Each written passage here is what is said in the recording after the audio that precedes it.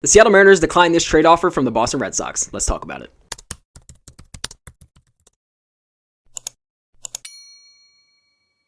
So as you guys can tell, we are not in our usual filming location, but that is okay. I still wanted to make this video to discuss some news that came out yesterday. Mark Feinsand came out with an article basically discussing what the Boston Red Sox approach was and kind of where they had to pivot, and the Seattle Mariners were mentioned in this article. So as you can tell by this screenshot on your screen, it said Boston remained in the market for another starter with Seattle's Luis Castillo among its targets. But according to sources, the Mariners wanted Triston Casas back in a trade, something the Red Sox were unwilling to do unless Seattle took back Masataka Yoshida, who has a 3-year, $55.8 million remaining on his contract. So this is definitely very fascinating and caused a little bit of hecticness in the Seattle Mariners world on whether or not they should have really done this trade. So I'm leaning towards one answer over another, but I can definitely see why certain people are feeling a certain way about it, so I want to cover both sides in this video. One thing to keep in mind throughout this process, as most people kind of tend to forget, is that Luis Castillo needs to want to be traded to a certain team. He has that no trade clause, so he would have to want to be traded to the Boston Red Sox in the first place. But initially, at least in my mind and some other Mariners fans' mind, is that this would have arguably filled two potential holes that you have in your current lineup, but it seems that a lot of people are also noticing that the Mariners clearly wanted to get rid of Luis Castillo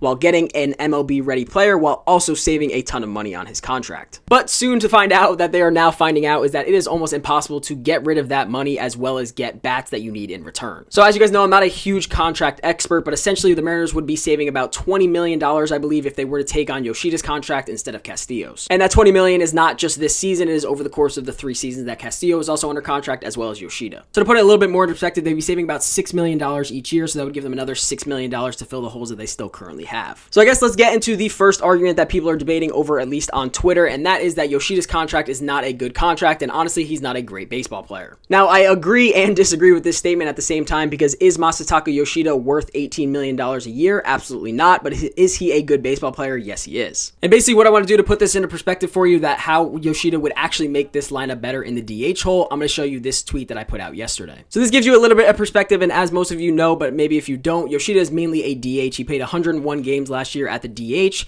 so he would most likely come in and be a DH. He's not a great fielder. He's not a great base runner. He's strictly just a bat. But here's some DH statistics for the Mariners since 2022. So since 2022, here are the stats of the DH position for the Seattle Mariners. A 198 batting average, a 28.3% K rate, a 91 WRC+, a negative 2.3 F-WAR, and only 73 home runs in 1,931 plate appearances. And I also mentioned in there, which is why I believe that Yoshida would be a good fit at the DH spot, is that he is a career 285 hitter with a career 112 WRC+ and a career 13.3% K rate. Is Yoshida going to put out 30 home runs a year? Absolutely not. He had 15 home runs in his first year and 10 in the year after, but he is still a very high batting average player, which is something the Seattle Mariners do not really have. Last year, we saw that with Victor Robles, what it can really do. When you have a guy that doesn't hit for a lot of power, Victor Robles does not hit for a lot of power, but he creates hectic on the base pass, with unfortunately Yoshida does not, but they get on base a lot. They have that high batting average, low K rate, which is something the Seattle Mariners really do not have. Now, one thing you also do have to look at, and this is kind of the point that I'm referring to when I say he doesn't really offer anything else besides his bat, is in his first 2 MLB seasons, he had a .6 WAR and a .8 WAR. So that is really just not great. That is okay. Like I said, he hits for high average, does not strike out a lot, but he is not overly just that power dominating guy. Now, also on the part where people are arguing is that this is a lot of lefties to have in the lineup. So Triston Casas is a lefty, Masataka Yoshida is a lefty, Luke Raley is a lefty. So all in the DH/first base spot is a lot of lefties. Triston Casas out of these 3 is arguably the best one against left-handed pitching, but Masataka Yoshida and Luke Raley are not very good against left-handers. And of course, in the other argument is also the fact that they have a massive logjam at DH with Mitch Haniger, Mitch Garver, a bunch of guys that are going to be getting reps at the DH position while also mixing in reps in the field. So while I was definitely someone that would be in favor if they made this trade, I do believe that they do have a point that there is going to be a massive logjam unless you can get rid of Mitch Garver or Mitch Haniger's contract, which hopefully they can do. I don't know if you guys have been seeing a lot about the Miami Marlins, how they have to hit a certain amount on their payroll. So maybe picking up a bad contract like one of those 2 contracts is something that they would be willing to do, and hopefully that would make life a lot easier for the Seattle Mariners. So realistically, this trade actually makes 0 sense if they have to keep Mitch Haniger or Mitch Garver. I think the one they probably get rid of the most is Mitch Haniger, because he is making, I think, $17.5 million or something this year, which is a lot for a guy who's really not going to play that much. So I do see the point that unless you got rid of one of those 2 contracts, why this trade may not make any sense, but I still do think getting 2 guys that are MLB ready players,